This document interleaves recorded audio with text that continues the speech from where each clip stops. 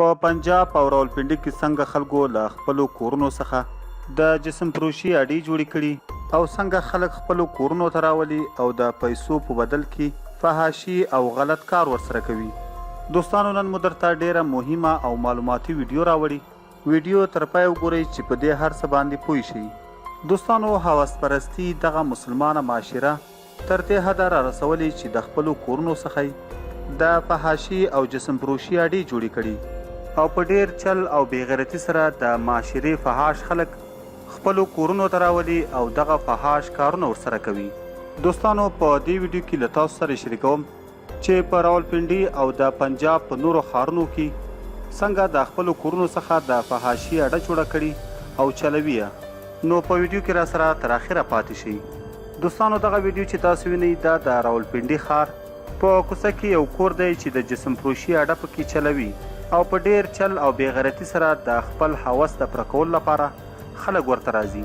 دوستانو لکه څنګه چې تاسو ته په سکرین ښکاري او په دغه کوڅه کې د دغه جسم فروشي د دروازې ور ډبوي.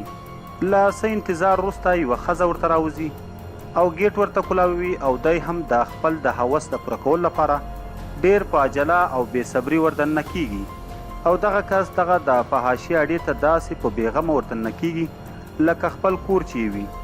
خو د څه ځنډ نه وروسته بیا همغه ښځه راوځي او په کوڅه کې لر بر ګوري چې څوک خو نشته.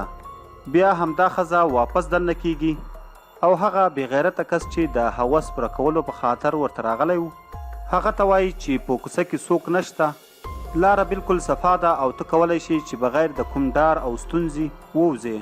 له څه ځنډ وروسته یو بل کس هم په موټرسایکل راځي او همدغه د جسم فروشي اډې ته د خپل هوس د پوره کولو لپاره ښه په بېغمه زړه وردننه کیږي. دوستانو د دوی د کار کولو او یا هم د دغه جسم فروشي اډې چلولو طریقه داسې ده چې دوی په کوڅو او محلو کې ډیر په احتیاط سره خپل کار چلوي تر څو د کوڅې او محلې نور خلک پرې خبر نشي او دوی ته د دغه فحاشي اډې د بندولو ستونزه جوړه نه کړي.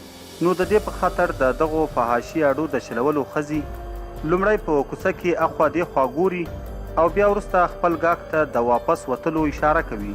دوستانو زموږ د دې ویډیو د جوړولو اصل مطلب همدا دی چې تاسو هم په خپلو کوڅو او محلو کې ډیر احتیاط کوئ تر څو په خپله کوڅه او محله کې داسې بېغیرتو او شرمېدلو خلکو ته ځای ورنه کړئ، که نه بیا به د داسې فحاش او بېغیرته خلکو په وجه د ټولې کوڅې او محلې نوم بدنام وي او له شرمه به هیچ چاته هم د خپل کور او محلې د موقعیت په اړه څه نشئ ویلی.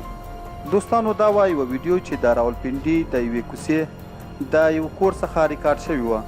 دغه ویډیو ډیره فحاشه ده او موږ هم نشو کولی چې د یوټیوب د پالیسي په وجه یې دلته له تاسو سره شریکه کړو.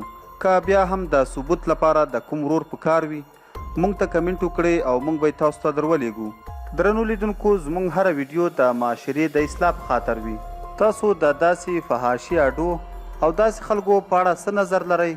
نظر مو را سره په کمنټ کې ضرور شریک کړئ او د نورو داسې تازه او معلوماتي ویډیوګانو دپاره پښتون ټایم یوټیوب چینل همدا اوس سبسکرایب کړئ. تر بلې ویډیو مو په لوی او بخښونکي رب سپارم. د لوی الله په امان.